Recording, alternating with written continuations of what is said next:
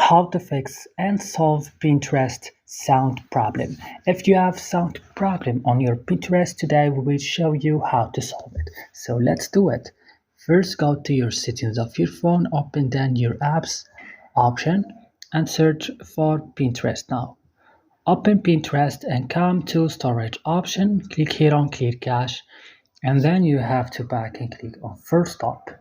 Click OK, and then guys you have to come to permission and give permission to these options right here, and now update your Pinterest on the last version on Play Store or App Store, whatever your device is, and as a last step restart your phone. That's all. Don't forget to like, subscribe.